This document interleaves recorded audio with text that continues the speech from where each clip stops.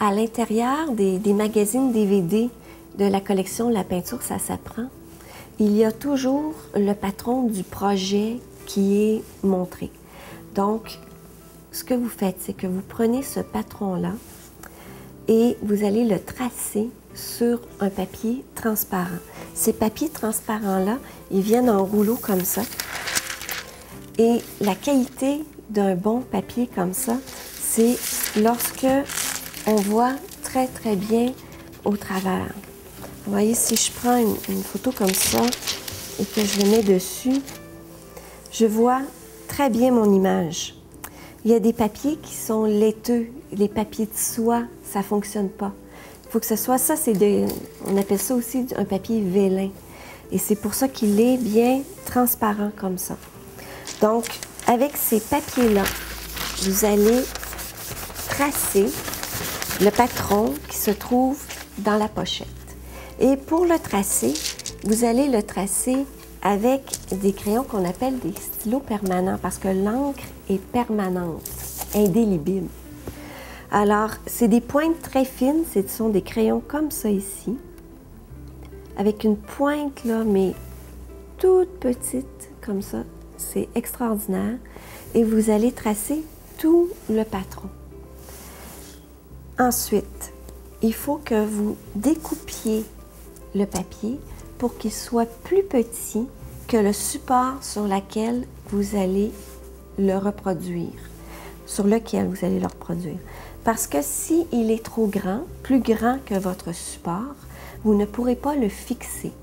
Donc, ce qu'il faut, c'est qu'il faut prendre votre papier, le positionner sur le support où vous voulez le transférer et avec des papiers cache comme ça qui se vendent en quincaillerie et ce sont des rubans cache qui adhèrent sur toute surface et qui n'abîment pas les surfaces. Donc, ça aussi, c'est pas négligeable. Vous allez fixer votre patron à 2 ou 3 endroits, en général 2, parce que 2, c'est plus facile ensuite de le soulever pour venir insérer ce qu'on appelle des carbones craies ou des carbones graphites.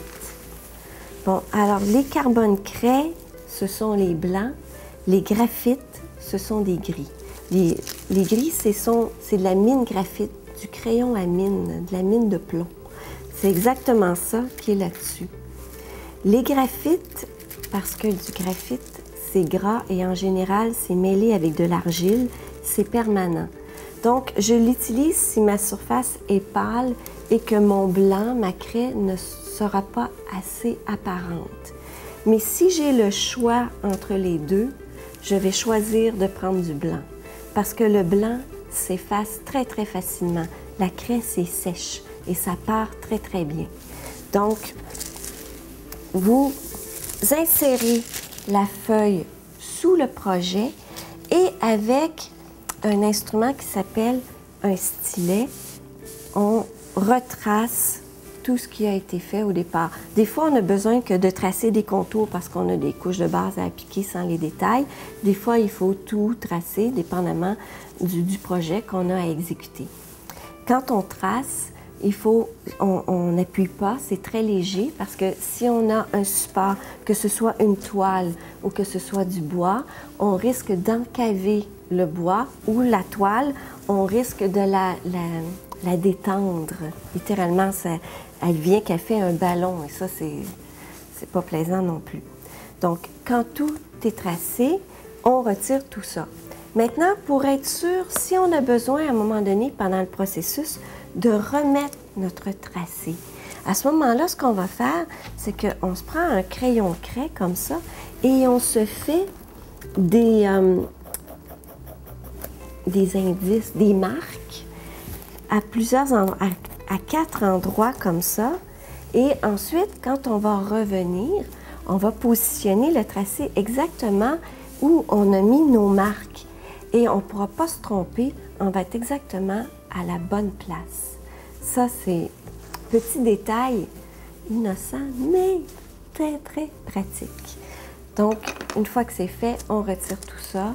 Normalement, ici, Mon dessin, il est tracé, tout est fait et c'est prêt pour commencer à peindre.